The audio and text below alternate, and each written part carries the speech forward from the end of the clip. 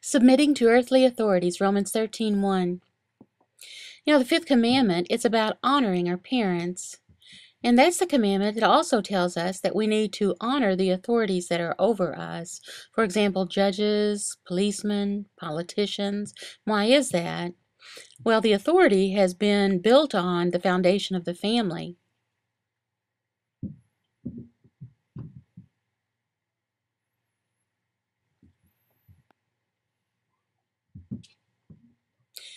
Human society itself is a one big family. If we do the research and research our family tree, at the bottom is us, and above us is our parents, and above them our grandparents, and all the way back to Adam. And that's the point of it being one big family. We're all related. The fifth commandment, it's a rule about the family relationships. We're all related to each other, all of society, and it's very important.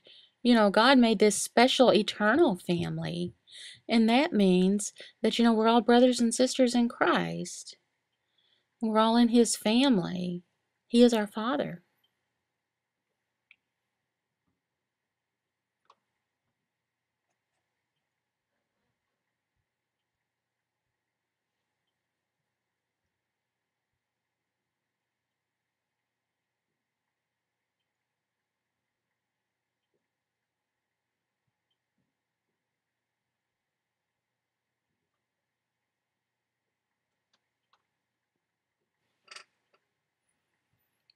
In this eternal family, there are different roles. And, some believers serve as surrogate parents to other children.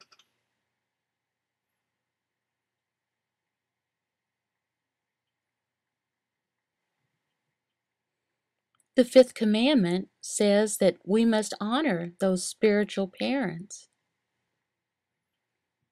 The fifth commandment, it's really the main point of it is our attitude, that we need to show respect to those in authority over us. The Apostle Paul, he applied this commandment to us being respectable or honorable to authorities over us. Look at this verse.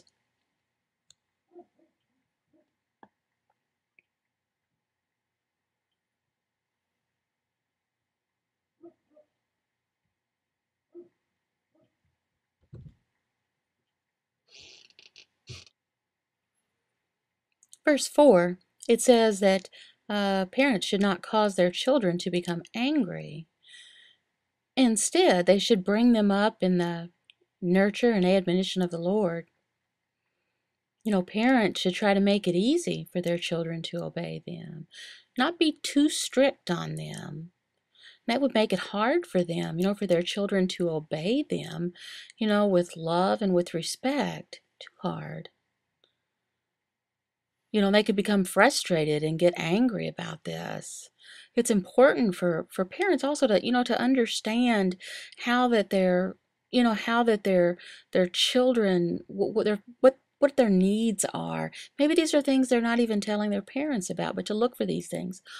Also, to encourage them, to have the right motivation to respect them. Those two things are very important. It's not easy for parents to do this. It really is not easy. And parents need to work to discipline their children. And why do we need to do that? Well, it's for their good, not for our good, not to make our life easy. No, it's for our children's good. If we put too much of a burden on them, and they're trying to put up with it, it can be too hard for them. And they're trying to keep up with our expectations of them. And that's too much responsibility, too heavy of a burden on them. For example, maybe you're telling your oldest son, maybe he's going to babysit the younger brother or sister or something all day long. He's got to watch them. That's ridiculous. It's too much. He's too young. It shouldn't be his responsibility. It should be ours. Parents need to know, why their children, are disobeying. Maybe a children is disobeying and they're just rebelling against the parents, for no good reason, and that's wrong for them to do that. But maybe the children are disobeying for another reason. Maybe it's because they're not understanding. Maybe they're not mature enough, or they don't have the ability to understand. You're disciplining your child. You need to do it with love in your heart. And also, the goal of discipline, what is that? Well, it's to make your child do what's right. Teach him what's wrong and what's right.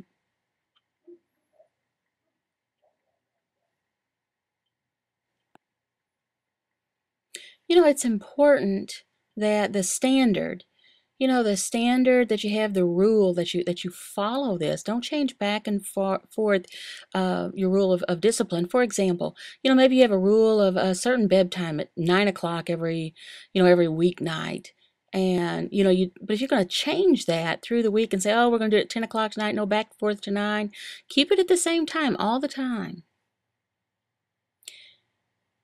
People at work or at church, they have similar responsibilities towards the people who are in authority over them. Maybe in business, it's a boss or maybe a church leader, and they need to make it as easy as they can for their workers or the church members to serve well, and with gladness. And also, the worker or the church member, they have responsibilities. And it's to honor their bosses or their church leaders. Not only in the things that they do and say, okay, I'll do this, but in their minds. They need to not be negative. And whenever they speak, they need to speak positively and show respect. Look at these verses.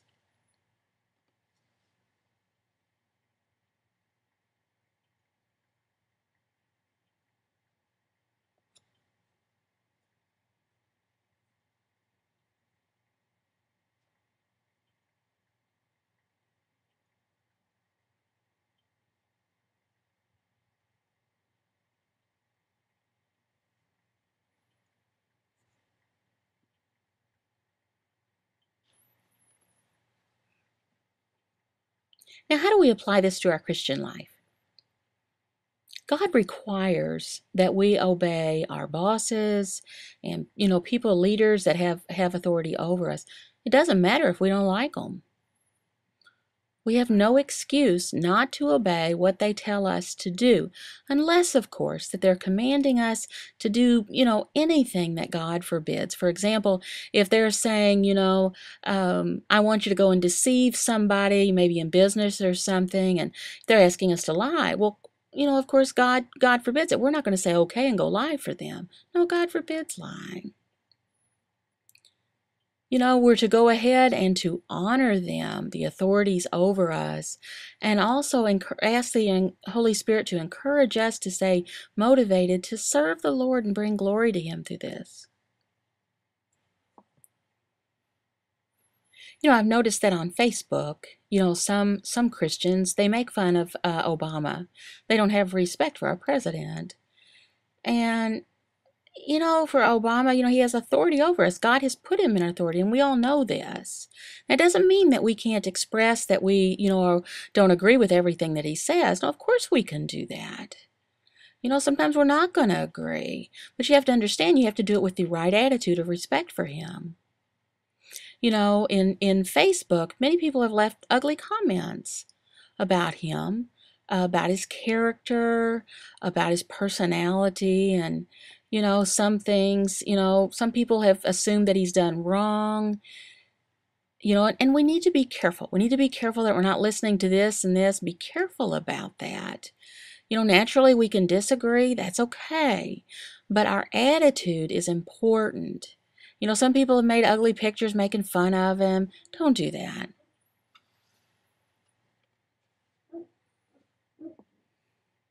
Remember, a long time ago, under the Roman Empire, the Christians there, they suffered. They had a very hard life. And the Apostle Paul, he told them, he said that you need to honor the Roman emperor. Well, the Roman emperor thought he was God. You want to read in Romans 13, 1 through 7, explains about this, about what he told them about that. Now, naturally, it's hard for Christians to do this. It's hard to use their judgment carefully about this Roman emperor, because at the time, to do everything that he said. They couldn't do that because sometimes he commanded them to do things that was against what God had said. Now, the Christians during that time, they had a very, very difficult life in their society. And very often they didn't know how to fit it all together.